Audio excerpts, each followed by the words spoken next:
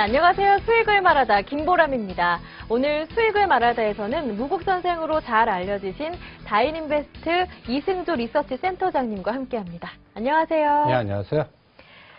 네, 앞으로 이렇게 매주 수요일마다 복잡계 이론을 가지고 주식 투자 전략을 수립하는 방법에 대해서 알아볼 텐데요. 이 무국 선생님과의 첫 번째 시간인 만큼 앞으로 강의 내용이 어떻게 진행될까 궁금하신 분들이 굉장히 많을 것 같습니다. 네, 그래서 앞으로의 강의 내용은 이렇습니다라고 간략하게 소개부터 부탁드릴게요. 네, 복잡계 투자 이론 처음 들어보신 분도 계실 거고, 그다음 지금 뭐 가치 분석이나 대부분들 방송에는 기술적 분석들, 뭐 이동평균선 기법이라든지 어떤 시스템, 뭐 여러 가지 기술적 분석이 그동안 많이 익숙해져 있으실 겁니다. 그런데 이 복잡계 투자 이론을 통해서 주식 투자라는 거는 시스템 사고, 그다음에 생각의 훈련. 그래서 어떠한 그 기술적 분석의 로직에 빠지지 마시고 자꾸 어떤 패턴을 익히면서 시스템 사고를 훈련을 통해서 케이스 바이 케이스로 여러분들이 전략을 세워서 대응하는 그러한 그 시간을 가져서 여러분들하고 같이 하나하나씩 해결을 해 가려고 합니다. 결론은 여러분들 복잡계의 의미와 그다음에 알아야 될 내용들이 굉장히 많습니다. 그래서 그 내용에 대해서 여러분들도 같이 저와 공부를 하시면서 앞으로 시장의 흐름과 실전 사례를 같이 접목시켜서 한번 복잡계를 통한 투자 여행을 한번 같이 해보겠습니다. 여러분들 이 복잡계라는 거는 우리가 얘기하면 복잡한 어떠한 시스템을 얘기하는 거야? 뭐 거의 뭐 비슷하다고 볼 수 있지만 여기에서 필요한 여기에서 우리가 그 실전 사례 분석을 해갖고 제가 이 CG에다가 몇 가지 단어를 좀 적어왔습니다. 초기 조건의 민감성, 그 다음에 이상한 끌개와 나비 효과. 이런 단어의 뜻을 하나하나씩 점검해 갈 겁니다. 초기 조건의 민감성이라는 뜻은 여러분들 초기의 미세한 변화, 어떠한 그 티핑 포인트의 임팩트가 어떤 전체 시스템의 큰 변화, 나중에 거시적인 변화.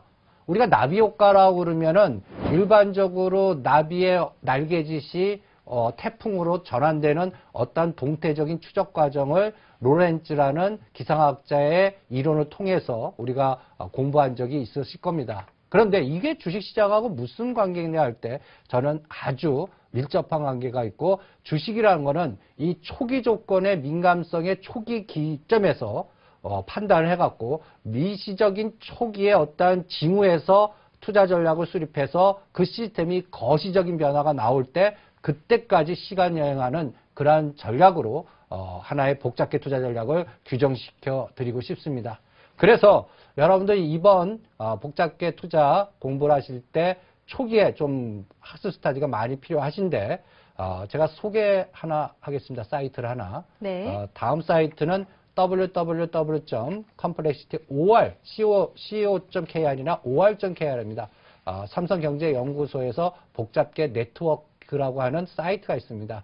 여기에 분석 자료든지 자료실로 가시면 여기에 이제 복잡계 이야기라든지 뭐 컨퍼런스 열린 광장 이런 또 워크숍 특강 재료들을 많이 읽어봐 주시기 바랍니다. 여러분들이 지금 이쪽에서는 약간 그 주식시장보다 이쪽을 연구하시는 분들이 다 이공계 계통 사람들이 많습니다. 그러니까 어떤 면에서는 수학, 물리학, 과학 이런 쪽의 시각을 주식시장의 경영, 경제 쪽, 사회현상 쪽에다 접목시키려고 그러니까 상당히 혼란스럽고 어려우신 이런 부분이 많은데 저는 여기에서 이런 이론을 통해서 주식 경력 한 30년 정도의 노하우를 갖고서 그분들은 이쪽 경력이 없어서 접목을 잘 못 시키는 것 같았습니다. 그래서 그 부분을 이 이론을 배경으로 제가 한번 접목 시도를 한번 시도하는 거니까 여기에는 하나의 어떤 그 정설은 없습니다. 그러나 이렇게 주식시장을 한번 접목시켜 보시면 주식을 보는 눈과 대응의 내공이 상당히 세지고 그 다음에 시장은 절대적 기법이 없고 그 맞을 때도 있고 틀릴 때도 있는데 그걸 어떻게 조절해 가느냐 그런 것들을 읽어내실 수 있는 하나의 기준을 마련하실 수가 있을 겁니다. 또 하나 오늘 공부하는 복잡계에서 여러분들 이 복잡성의 기본 개념을 아셔야 되는데 세 가지만 먼저 공부하겠습니다. 론 리니어 시스템, 우리가 일반적으로 추세적인 선형의 기술적 분석은 각도에 의한 선형적인 분석이 굉장히 많습니다. 우상향, 우하향. 그런데 실제 세상은 넌리니어, 비선형입니다. 올라갔다 떨어졌다 그러다가 다시 어떤 이게 방향성보다 어떤 때는 변동성만 심해질 수 있는 그런 상황이기 때문에 우리 주식시장은 리니어 시스템의 확률보다는 넌리니어 시스템 확률이 많구나. 그 다음에 카오스라는 개념을 아셔야 됩니다. 혼돈의 개념. 그 다음에 프랙탈 개념. 요 세 가지 개념을 먼저 숙지를 해 주시고 그 다음에 흐름을 체크해 주시기 바랍니다. 그래서 다음 CG를 보시면 복잡계라는 거는 아무리 복잡한 형태라고 그래도 여러분들이 단순화시켜서 시스템 구조를 만드는 게 중요한 겁니다. 그래서 오늘 주식시장에 이런 이론을 갖고서 어떻게 시스템 구조를 만드는지 한번 같이 체크를 해보겠고 아까 사이트를 소개했지만 지금 그동안 이제 앞으로 저하고 복잡계를 투자의 이론을 갖고서 강의가 몇 강이 될지 계속 한번 여러분들 실전 사례 훈련을 통해서 지금부터 시작을 할 건데 거기에 기본적인 사고 방식과 거기에 필요한 책들을 소개시켜 드리겠습니다.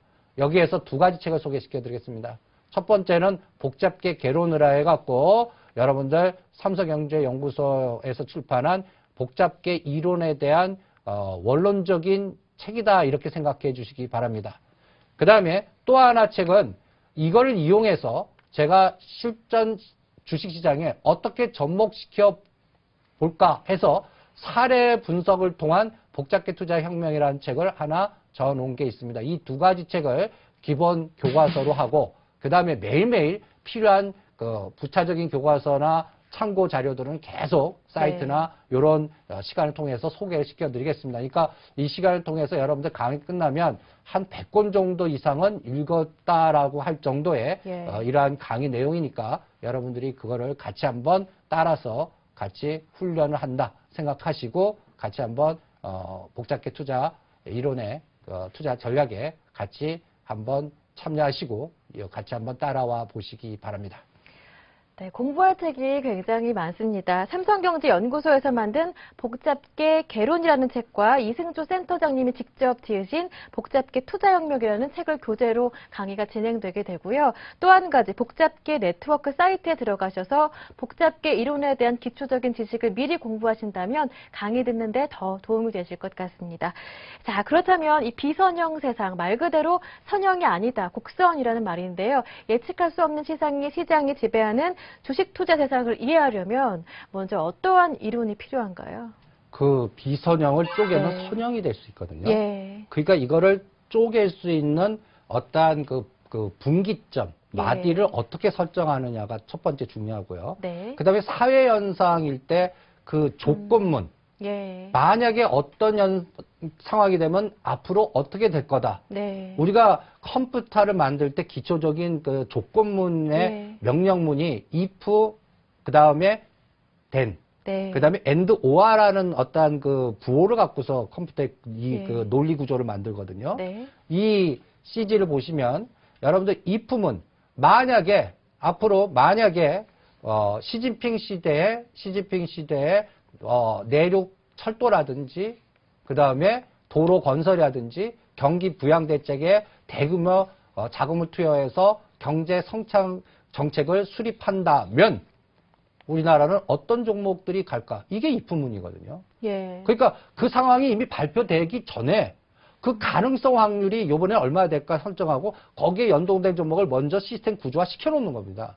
또 하나는 어떤 종목이 가면 어떤 종목이 가거나 어떤 종목이 갈 때는 어떤 종목은 반대로 떨어지거나는 어떠한 그러니까 커플링 되는 섹터가 있고 그다음에 반대되는 섹터가 있고 이런 것들을 주식의 종목 샘플을 해서 우리가 관찰자 입장과 그다음에 데이터를 통계적 데이터를 같이 연관해서 시스템을 구조화시키는 겁니다.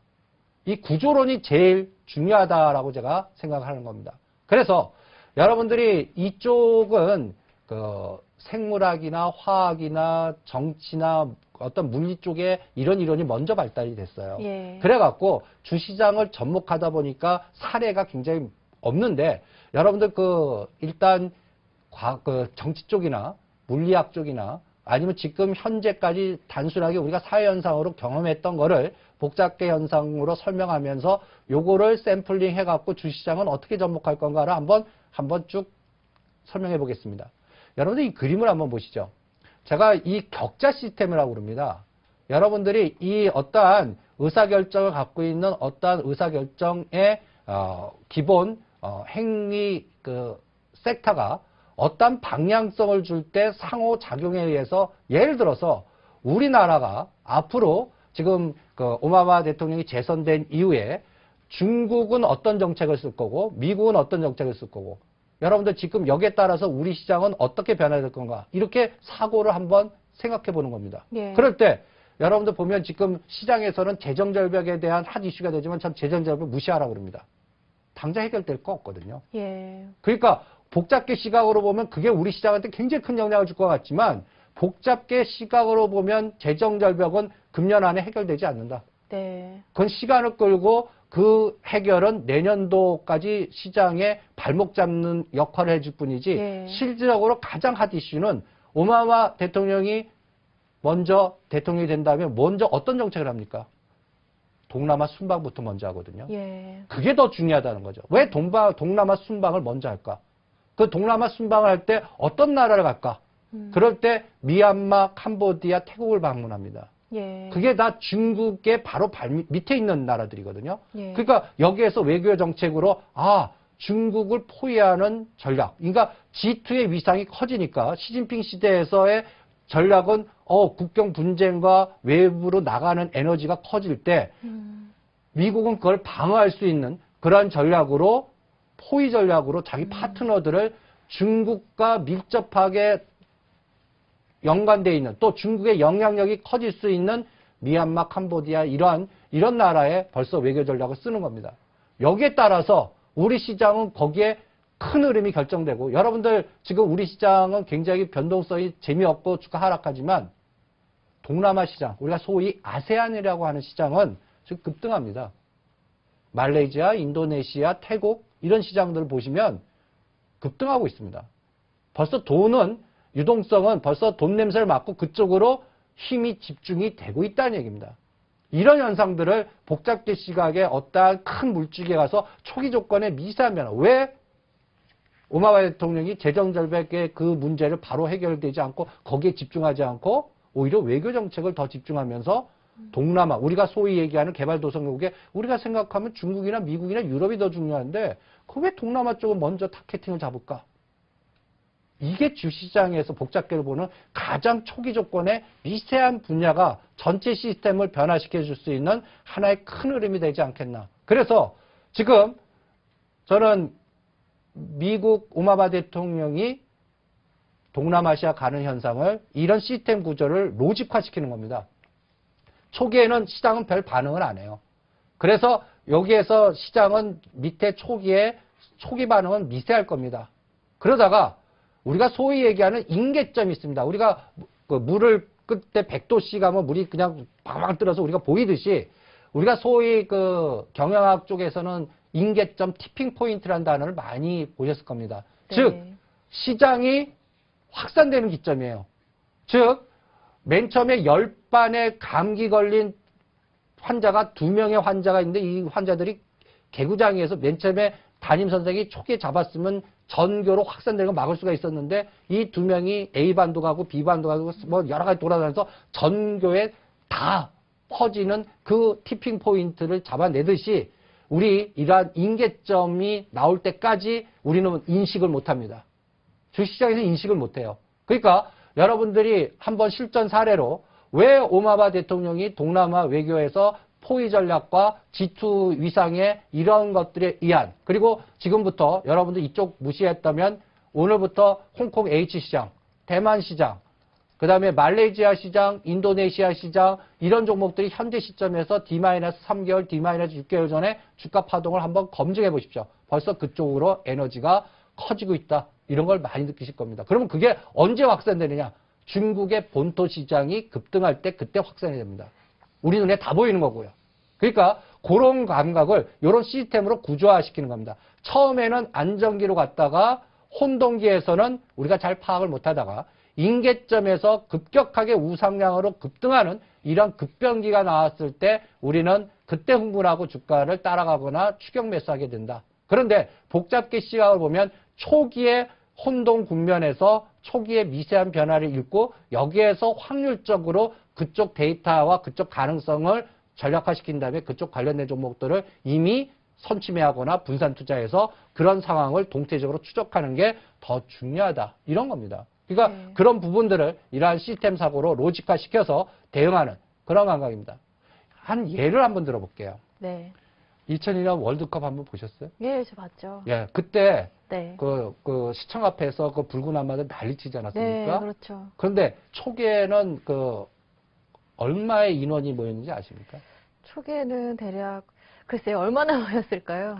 초기에는 맨 처음에는 10,000에서 20,000 그러다가 예. 폴란드를 이기면서 네. 10만에서 15만 가다가 이 폴란드 이기면서 그 다음부터 급격하게 예. 증가하면서 무려 전국적으로 해서 7,800만까지 커졌습니다. 아, 결국 폴란드전이 그렇죠. 티핑 그렇네요. 포인트가 된 거죠. 네. 그러니까 우리는 주가를 볼 때 어떤 상황이 오면 예. 그런 티핑 포인트를 찾아내는 게 중요한 겁니다. 예. 지금 보면 여러분들 게임주 관련돼 갖고 모바일 게임에 누구나 다 전철 들어가면 애니팡, 캔디팡 하는데 그 주가들 보시면 그거 6개월 전에 파악하셨어야 돼요. 아. 복잡 게시가 보면. 예. 그런 눈과 사고방식. 지금은 이미 주가들이 예를 들어서 컴투스 같은 거 6개월, 8개월 전에 10,000원에서 20,000원대 놀던 주가들이 벌써 7, 8만 원 이렇게까지 가는 예. 그런 에너지. 이런 것들을 이런 사례적인 상황 갖고 계속 생활과 그다음에 주가 주식시장에서도 이게 하나의 티핑 포인트를 잡아서 어떠한 네. 상황에서 이런 변화가 나올 건가를 찾아내는 게 중요합니다.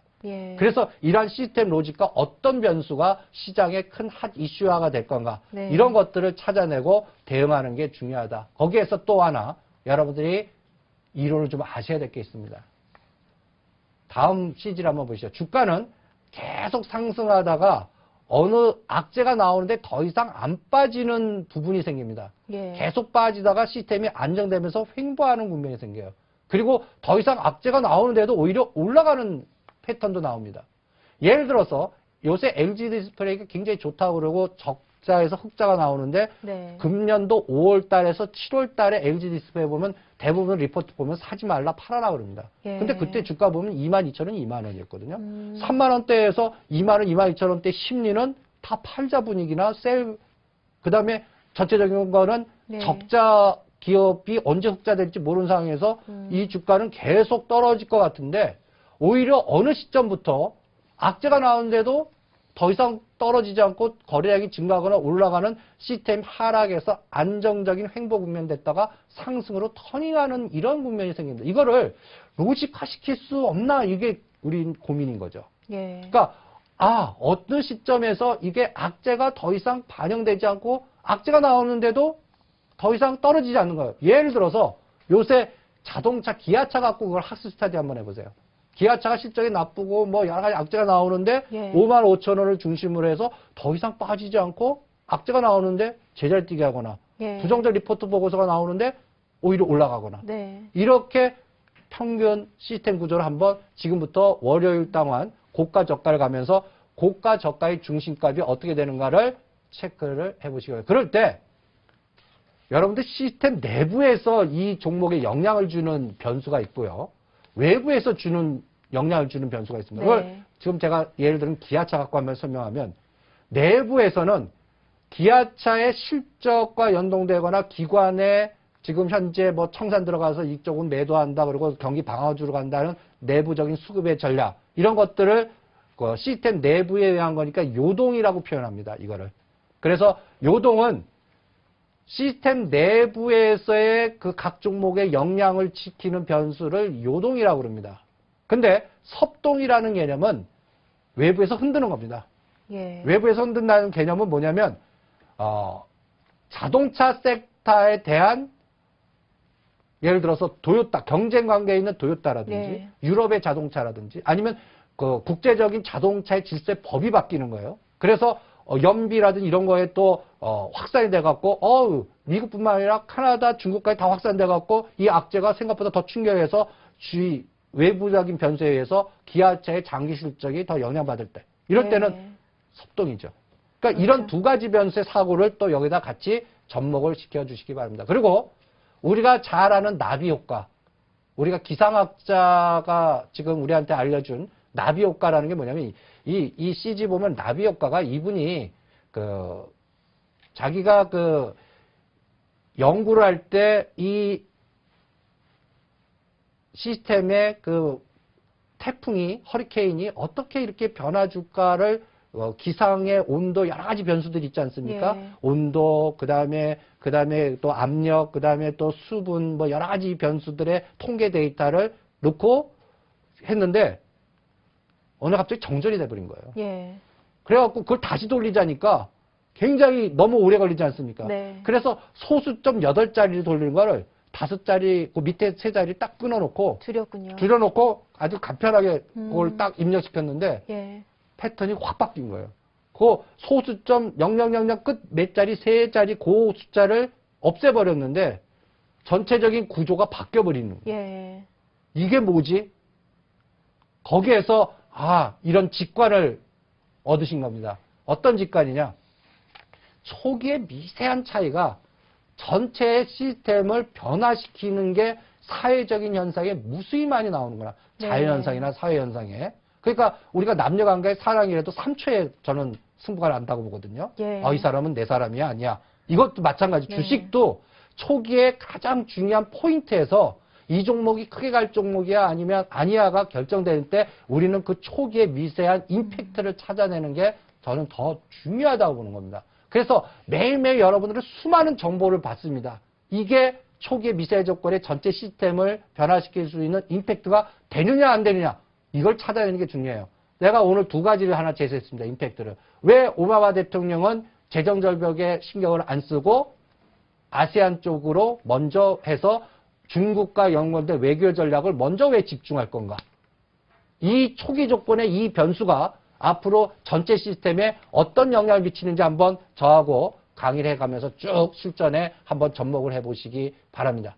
이게 앞으로 시장이 있는데 굉장히 중요하다. 그럴 때 여러분들 어떤 작업을 해야 됩니까? 이런 변수와 연관된 종목들을 통계적으로 예. 찾아내는 게 중요하겠죠. 어떤 변수가 나오면 거기에 관련된 종목들을 샘플링화 시키는 게 중요하겠죠. 예. 그걸 어떻게 통계학을 이용하는 겁니다. 그래서 거기에서 여러분들이 주식을 클러스터 네트워크화 시키는 거예요. 예. 우리가 보면 인덱스에 코스피 200 갖고 인덱스를 만들죠. 그래서 거기에 2배 움직이면 코덱스 레버리지 200, 인버스 반대로 가면 예. 이런 거 같이 주식을 네트워크화 시키는 거예요. 그래서 얘네들을 이렇게 생각하는 거예요. 주식이 내가 생각하는 게 아니라 어떤 수많은 사람들이 생각의 입자를 여기다 집어넣고 그게 움직이면서 서로들 합치고 어떤 패턴을 만들어서 그 패턴이 하나의 모형을 만들고 그 모형이 주식시장에서 시스템화 시켜서 테마 만들어서 그 테마 중심으로 시장을 리딩한다. 이런 구조를 한번 만들어 보면 어떻겠습니까? 예. 아주 그럼 미리 어떠한 그 초기 조건에 그거를 예. 동태적으로 파악할 수 있는 어떤 근거가 되지 않을까요? 네. 예, 그 작업을 한번 해보는 거예요. 예. 초기 조건의 미세한 변화가 시스템 전체에 영향을 미칠 수 있다. 말 그대로 나비의 작은 날갯짓이 지구 반대편에서는 폭풍이 될 수 있다라는 나비 효과.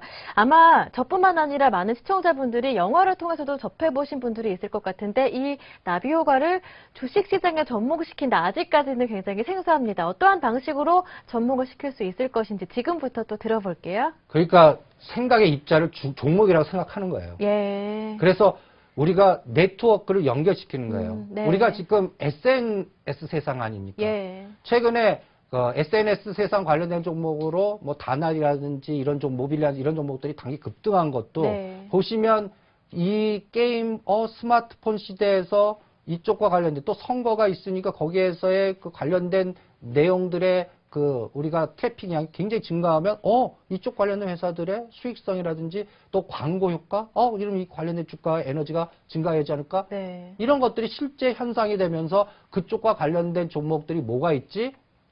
다날 있다, 모빌리언스 있다, 서울 결제 있다, 사이버 결제 있다. 이런 것들이 네트워크화 되죠. 마찬가지로 어떤 현상이 있을 때 상호 연관을 시킬 수 있는 상호 연관에는 무관계가 전혀 상관없이 움직이지 않는 게 있을 거고, 그 다음에 우호적으로 움직이는 게 있을 거예요. 같은 방향으로 커플링. 갔다 해서 다날이 올라가면 이것도 따라 올라가는 거. 그런데 모바일 게임이나 이러한 스마트폰과 연관된 게임 올라갈 때 반작용으로 반대로 또 하는 건 뭐가 있었어요? PC 연관된 게임은 박살났거든요. 예. 그러니까 한쪽은 급등하는데 한쪽은 급락해버리는 거예요. 네. 이런 작용 반작용, 이런 세상을 다음과 같은 구도로 네트워크화 시켜버리는 겁니다. 그러니까 어떤 현상이 나왔을 때 이런 작업을 하는 거예요. 아, 이쪽과 연관된 종목들이 생각 입자로 클러스를 만들어서 네트워크를 연결시켜서, 아, 내가 오바마 대통령이 아세안으로 갔을 때 아세안은 뭐가 많이 있지? 아, 천연자원이 많지.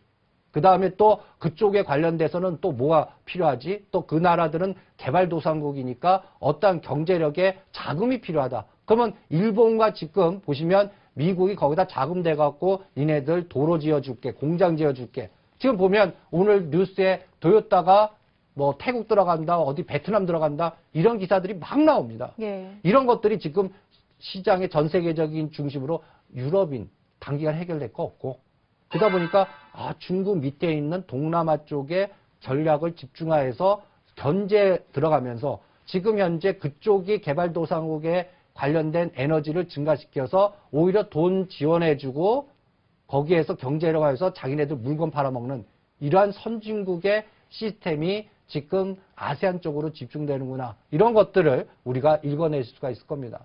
우리가 일반적으로 이러한 클러스터 만들 때 일반적으로 우리는 업종으로 나눠져 있어요. 여러분 보시면 음식료, 그 다음에 의약, 그 다음에 또 IT, 이런 단순 구도에서 빠져나오셔갖고, 예를 들어서 어떤 섹터가 있을 때 그런 어떠한 테마와 연관된, 어떤 재료와 연관된 걸 여러분들이 스스로 한번 만들어 보는 겁니다. 제가 숙제같이 아까 아세안 쪽과 연동됐을 때 여러분들은 관련주를 어떤 거 만들겠습니까? 라고 표현할 때 저는 다음과 같은 걸 만들어 드리고 싶습니다. 첫 번째, 자원개발입니다.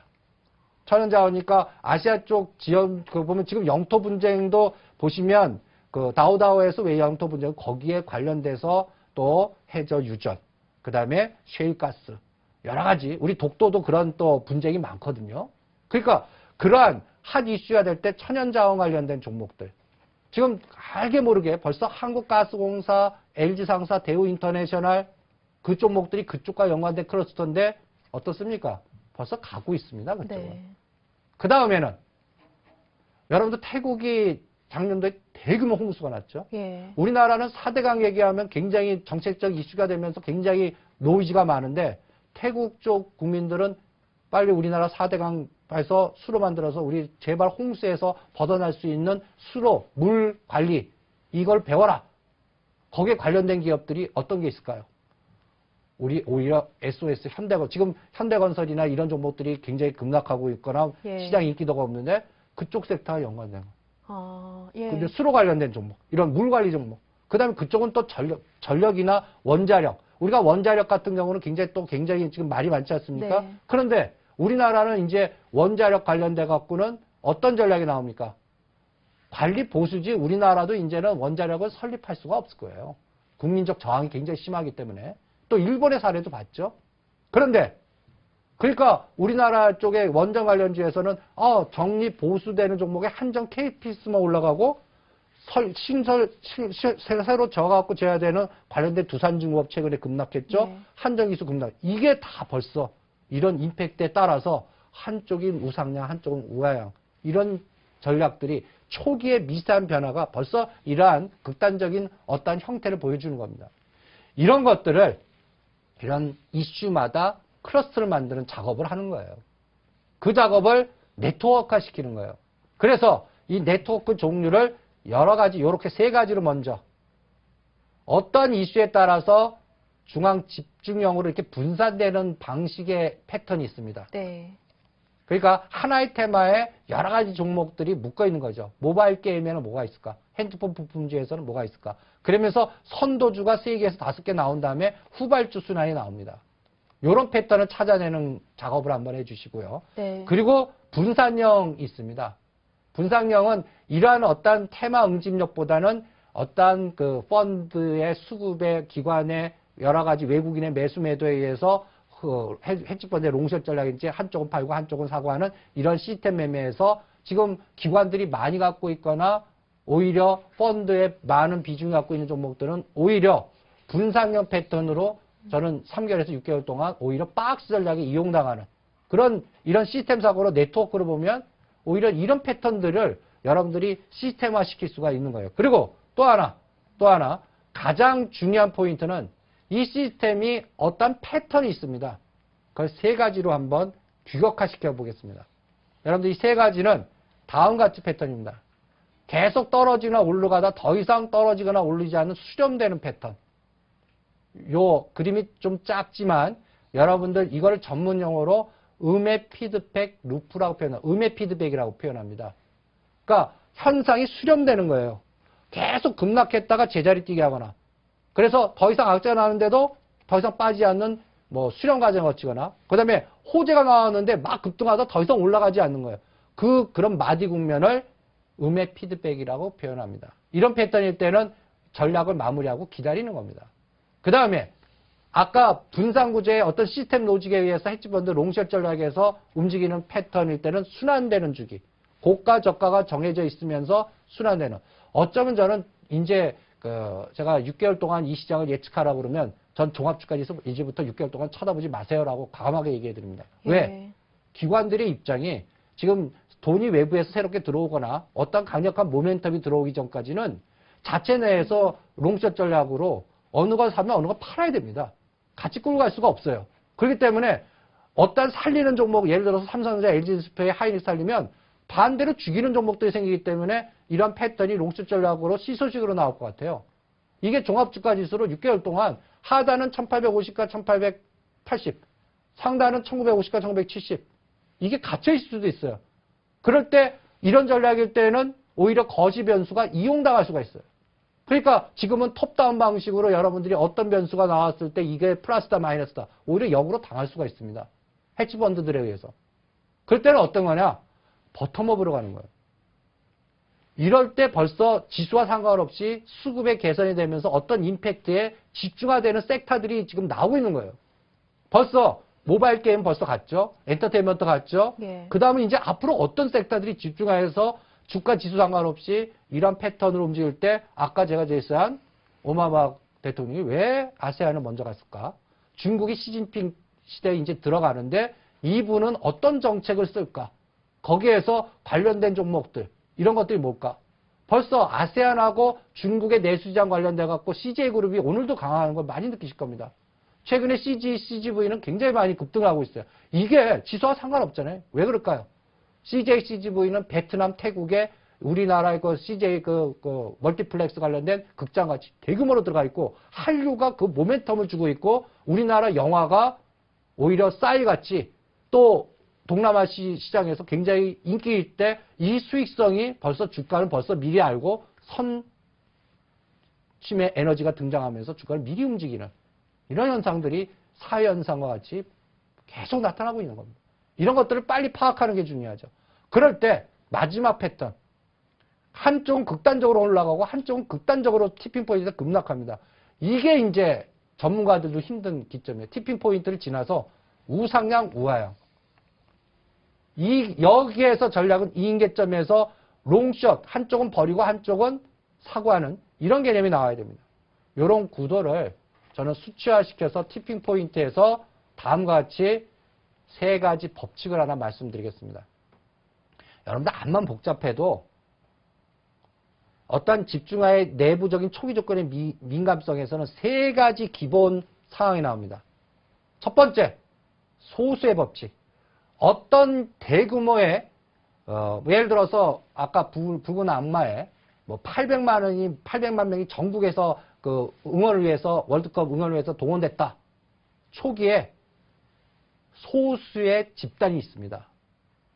그 소수의 그 집단에 의해서 이러한 대규모의 게임이 나오거나 대규모의 핫 이슈가 나옵니다. 그러면 주식시장에서 이걸 어떻게 접목하면 소수의 법칙이라는 건 처음에 어떤 섹터, 어떤 테마주든 선도주 하나 내지 세 개가 먼저 갑니다. 하나에서 3개. 이게 왜 가는지 모르는데 먼저 모바일 게임에서 여러분들 보시면 게임빌이 계속 먼저 갔어요. 그때 컴투스가 잘 안 갔어요. 예. 그러다가 게임빌 간 다음에 컴투스가 막 가는 거예요. 예. 그러면서 이게 하나, 둘, 셋 응집되니까 이게 패턴으로 되는 거예요. 그래같이 소수의 법칙이 있습니다. 첫 번째. 그 다음에 고착화 현상이 있습니다. 고착화 현상이라는 거는 예를 들어서 어떤 이미지가 확 와서, 이거는 이제부터 무조건 가 하는 아까 얘기한 TP 포인트, 어떤 전환점이 나오는 거죠. 이럴 때 이 고착화를 시키는 어떤 기준점을 우리가 찾아내는 게 중요해요. 어떤 예. 타이밍이 될 수도 있고, 핫 이슈가 될 수도 있고, 네. 어떤 모멘텀이 될 수도 있습니다. 그 다음에 세 번째는 이 패턴의 힘입니다. 패턴.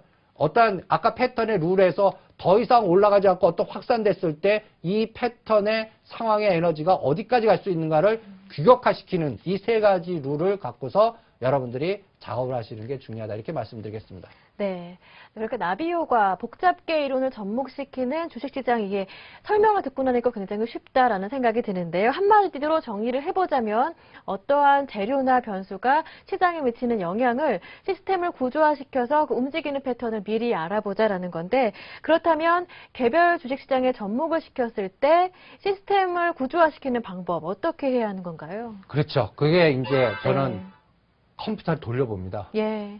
전 상장 종목을 돌려봐서 패턴을 규격화시켜갖고 예. 위치에다 뿌려봅니다. 네. 어떻게 뿌려보는데 그거를 자연현상에 우리가 자연현상 봄, 여름, 가을, 겨울 있죠. 예. 그 패턴을 주식시장에다 그대로 연결시켜서 봄의 현상, 그 다음에 가을의 현상, 네. 여름의 현상, 겨울의 현상은 뭘까? 이렇게 한번 체크해 봅니다. 그래서 한번 여러분들도 120의 이평선을 기준으로 잡습니다.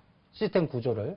121선이라는 거는 우리가 한 달 평균이 20일이니까 6개월 동안의 평균값입니다.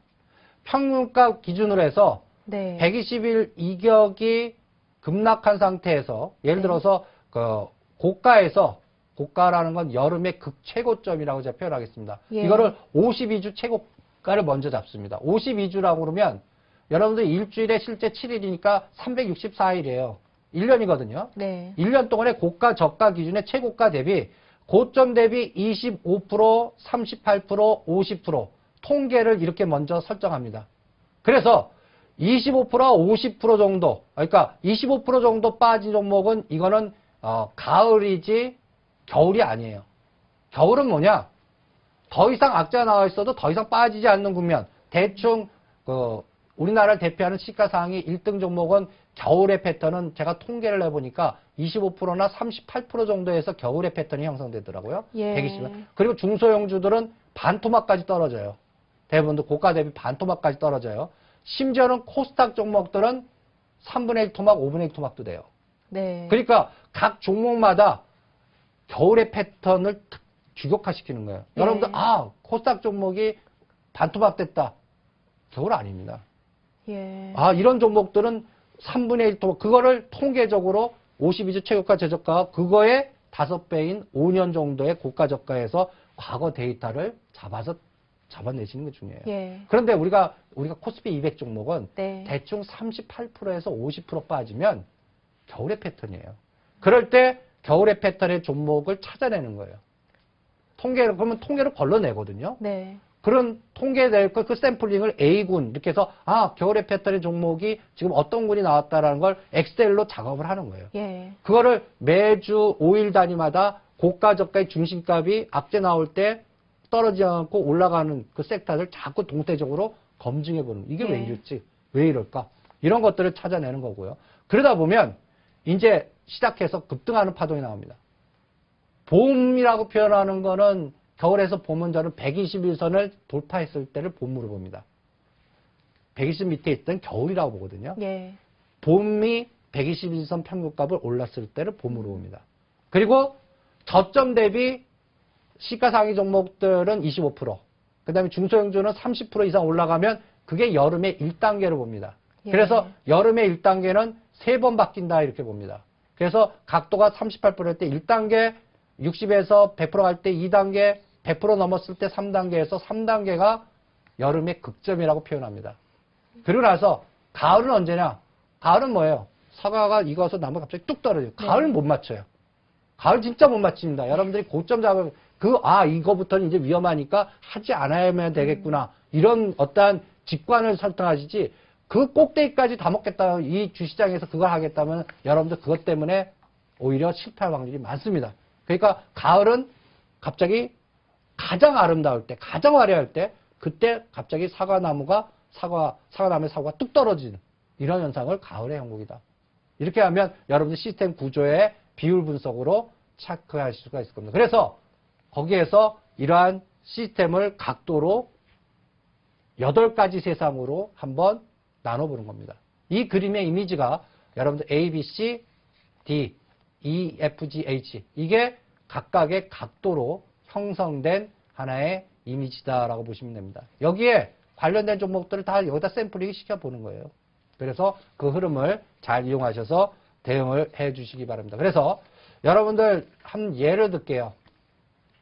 저는 지금 모바일 게임주는 지금 여름의 3단계라고 봅니다. 예. 컴투스라든지 게임비라든지 또 엔터테인먼트 테마주도 여름의 3단계로 봅니다. 이미 많이 올라온 그렇죠. 거고요. 그러니까 지금 굉장히 좋지만 저는 벌써 그거를 52주 최저가 그다음에 겨울의 현상은 예를 들어서 컴투스는 겨울의 현상이 17,000원, 2만 원이었거든요. 예. 그때 안 사고 왜 7만 원대 사냐 이거죠. 네. 지금 그러면 이런 얘기를 합니다. 지금 실적이 뭐 영업이익이 460조로 늘어나고 다음 내번 분기도 또 계속 늘어난다더라. 그러면 이렇게 하십시오. 선수에는 21선 깨면 무조건 손절 스톱로스 걸고 예. 선수들에서 이미 위가 급등했기 때문에 오히려 이런 거죠. 주가의 상승 속도 대비 실적의 증가 속도가 만약에 4, 4분기 내년도 1월 중순에 발표되거나 이렇게 뒷받침이 안 되면 갑자기 나무의 사과 뚝 떨어지지 121선까지 순식간에 급락하는 파동이 나와. 이거 못 맞히거든요. 예. 여러분들 그동안에 급등한 종목들이 120원까지 급락한 종목들이 굉장히 많아요. 그런 것들이 이런 현상 때문에 그러거든요. 그거 네. 맞출 생각하지 마세요. 선수도 못 맞히니까. 예. 제가 이 바닥에 30년 있으면서 그거 맞추는 전문가 못 봤거든요. 통계적으로 확률적으로 이렇게 잘 팔았을 뿐이지 그거 맞춰서 다 팔고 이거 절대 안 해. 이거 불가능합니다. 그거 욕심내지 마세요. 그러니까 이런 종목들은 선수형이구나. 21선 깨면 안 되구나. 나는 5일선 타고 당일 매매하고 깨면 무조건 끊고 안 하겠다. 예. 시장에는 이렇게 전략을 짜고 거기에 필요한 자금은 이건 굉장히 급등했으니까 나는 1억이었다면 한 10%나 5%만 투자해야지. 자금을 거기에 위기 변동성에 맞게끔 투자하는 게 중요하고요. 오히려 예. 지금 현재 오히려 겨울의 패턴을 보여주고 있는 종목이 뭔가. 네. 아까 오히려 자동차라든지 삼성테크이라든지 지금 경기 민감주 중에 중국 관련 소재주들 이런 네. 것들이 겨울의 패턴입니다. 네. 더 이상 이게 이제 어떤 과정이 필요하겠죠? 겨울이 봄으로 넘어가는 그 시간의 과정이 필요하겠죠. 네. 그걸 패턴으로 다음과 같이 표현했습니다. 여러분들 LG 디스플레이 5월 달이 겨울의 패턴이고 봄을 넘어가는 게 8월이었습니다. 지금은 여름의 2단계 정도 됩니다. 제가 표현하면 LG 디스플레이는 여름의 1단계 정도 됩니다. 예. 봄은 다 넘었어요. 이제 여름의 1단계.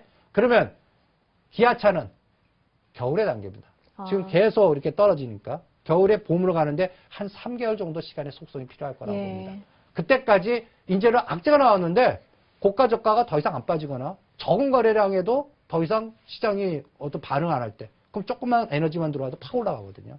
그런 것들을 체크하시면서 대응을 해 주시기 바랍니다. 그래서 여러분들이 오늘 이 시스템 3가지 구조를 설명을 해 드렸어요. 이 3가지 구조. 그리고 사례 분석을 통해서 계속 우리는 첫 시간에 욕심 부리지 마시고 주식을 이러한 임팩트 왔을 때 이런 패턴을 규격화시키고 이런 게 나오는구나. 이런 것들을 한번 습득해 보시고 이렇게 해도 시장을 보는구나.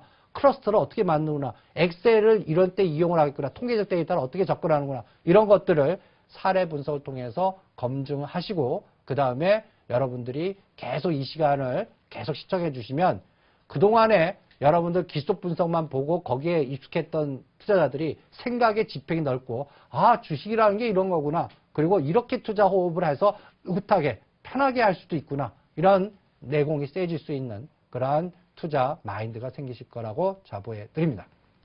네, 앞으로 무국 선생님과 함께 하신다면 여름을 다지는 종목이 아니라 이제 가을을 지나고 겨울에 진입해서 봄과 여름을 맞이할 종목을 모두 추천받으실 수 있을 것 같습니다. 네, 오늘 무국 선생 다인 인베스트먼트의 이승조 리서치 센터장님과 함께 복잡계란 무엇인지 그와 관련한 투자 전략을 맛보기로 살짝 살펴봤는데요. 이제 다음 주부터 본격적인 강의가 시작되잖아요. 다음 주 강의 내용 굉장히 궁금하실 것 같아요. 어떠한 내용인지 간략하게 소개 부탁드릴게요. 예, 좀 눈치채신 분도 계실 거예요. 예. 오늘 오바마 대통령이 왜 재선 이후에 동남아시아, 네. 아세안으로 왜 갔을까? 거기에 임팩트가 초기 조건이 미세한 변화에 전체 시스템은 어떻게 변화될 건가? 이럴 때 여러분들 이 화두에 관련된 종목을 클러스터를 한번 찾아봐 주시기 바랍니다. 예. 그러니까 제가 CG를 준비했는데 11월 17일과 20일 날 미얀마, 태국, 캄보디아에 방문합니다. 그리고 아세안 플러스 3이라는 나라가 어디고 시진핑 시대의 신중국 포위 전략이라는 이러한 국제 정치학적 시각의 포위 전략의 개념이 뭔가 예. 거기에 따라서 또 아세안 플러스 3국 아세안 플러스 3이라는 거는 중국, 한국, 일본입니다. 다음 CG에 미얀마, 라오스, 타이 벌써 여러분들 인도네시아, 말레이시아, 필리핀의 태국의 주가를 한번 6개월 전과 현재의 위치를 한번 비교해 주시고요, 먼저. 네. 그리고 이쪽 관련된 기업들이 뭐가 있을까?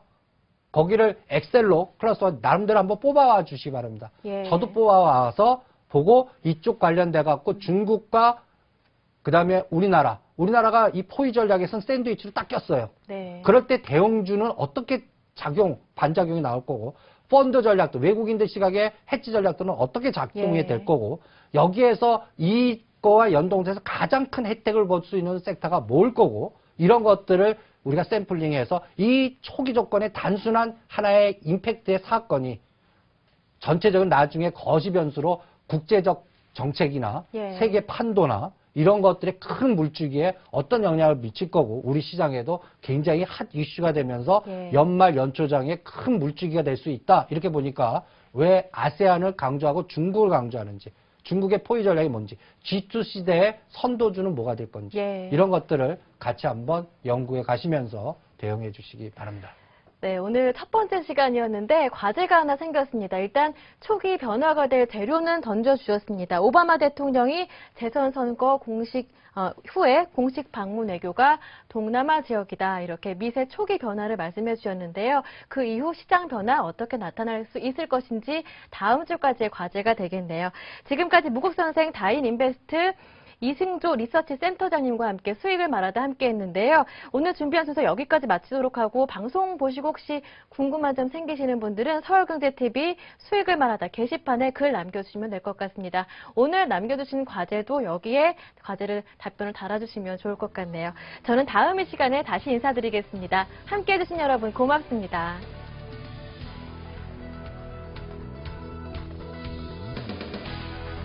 서울경제TV 홈페이지 sentv.co.kr에 접속하시면 수익을 말하다 VOD 다시 보기 서비스를 이용하실 수 있습니다.